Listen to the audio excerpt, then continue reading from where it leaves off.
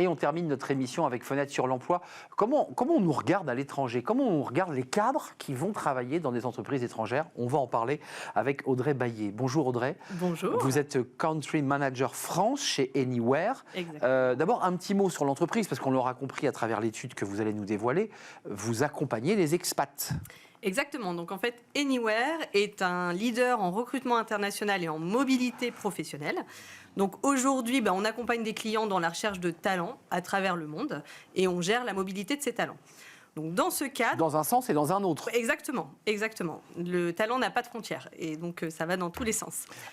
Concrètement, ça veut dire que l'étude que vous faites, là, c'est pour essayer de brosser un peu le portrait robot du regard des pays étrangers sur nos cadres. On est bien d'accord? Exactement. C'est qu'aujourd'hui, on s'est dit, on travaille avec beaucoup d'expatriés qui viennent de différents pays et de se dire comment aujourd'hui ils peuvent voir les managers français. Ça, c'est intéressant. Pays. Exactement.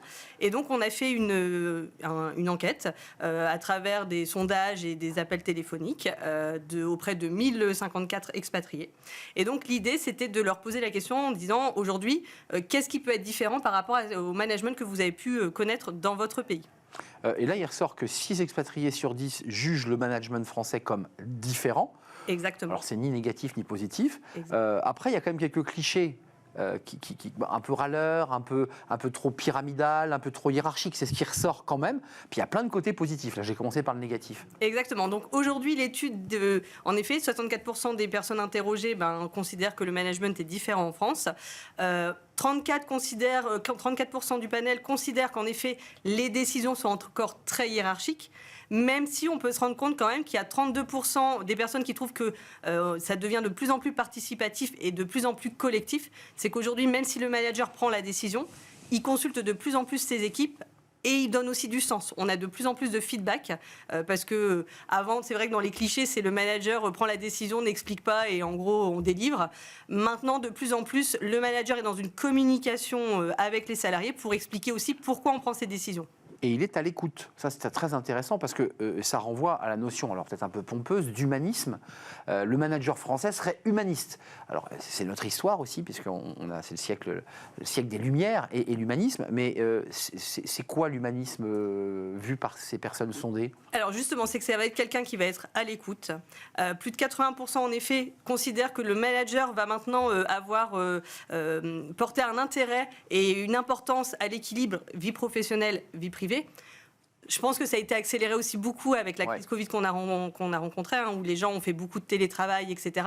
Et de ce fait maintenant, et les nouvelles générations aussi qui arrivent, qui nous challengent à ce niveau-là, en se disant, aujourd'hui, d'avoir des modèles de travail aussi un peu hybrides. On parle de plus en plus, par exemple, de la semaine de 4 jours, des horaires qui sont plus figés, etc., qui nous permettent d'être plus à l'écoute. Juste une question quand même pour qu'on comprenne bien. Vous avez interrogé par téléphone donc ces personnes qui donnaient leur point de vue sur ces managers français, si j'ai bien compris. On a un panel des pays. Est-ce qu'il y a des différences entre l'Amérique du Nord ou entre l'Asie?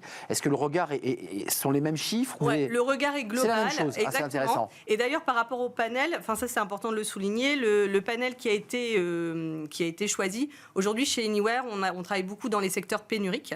Et donc, une grande majorité des talents qu'on accompagne sont dans le secteur de l'informatique. Donc, c'est vrai qu'au niveau du panel et des réponses qu'on peut avoir, c'est très vrai pour le secteur informatique. Et je pense que c'est important de le souligner. Donc, ça veut dire qu'aujourd'hui, on se distingue comment? On n'a pas d'éléments de comparaison par rapport à un manager américain dont on dit souvent que le cliché, il est très pragmatique, très agile, très souple. Est-ce qu'on est dans du cliché? Est-ce qu'on peut vraiment pouvoir faire des comparaisons dans des styles de management? On peut en effet, on tend, pareil, le manager anglo-saxon, il va être aussi beaucoup dans la performance. On commence à y être par rapport à ça. De se dire, on tend vers le pragmatisme, mais on est encore beaucoup dans la théorie. Et c'est là aussi où il faut qu'on accélère, parce que justement, en France, 33% du panel de l'étude dit justement qu'on est encore beaucoup dans la théorie. On y va, on est à 40% dans le pragmatisme, si je ne dis pas de bêtises. Et de ce fait, il y a encore quelques efforts à faire pour s'en approcher.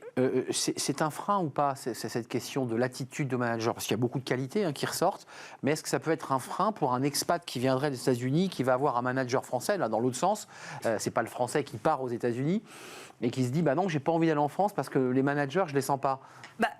forcément, C'est un le sujet, quand management est une attractivité. Hein. Enfin, aujourd'hui, on se rend compte qu'il y a beaucoup de marchés qui sont pénuriques, ça devient compliqué justement de conserver nos talents, etc. Et de ce fait, il faut, et je pense que justement l'étude démontre bien justement qu'on a une vision un peu plus évoluée, plus ouverte, plus humanisée, etc. Ça, c'est un atout. Exactement, mais qui permet justement de se dire, il faut attirer nos talents et il faut aller vers ça pour attirer les talents et faire en sorte que les gens viennent travailler chez nous en fait. En 10 secondes, ils viennent d'où nos talents de la tech, ceux que vous allez chercher dans le monde entier? Ils viennent de la plaque africaine, d'Inde, Inde, Asie, Europe aussi. Enfin voilà, on travaille vraiment à travers le monde chez Anywhere. Et donc vous leur montrez gentiment l'étude avant de venir. Vous leur regardez nos managers. Exactement.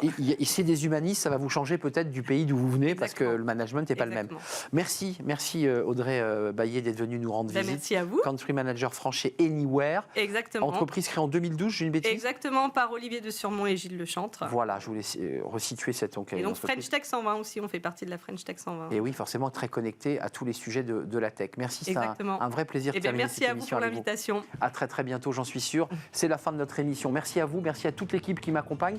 Merci à notre ami réalisateur. Merci à Thibaut au son. Merci à Raphaël à la réalisation. Merci à Nicolas Juchat et merci à Laure-Hélène pour l'accueil invité. Merci à vous tous pour votre fidélité.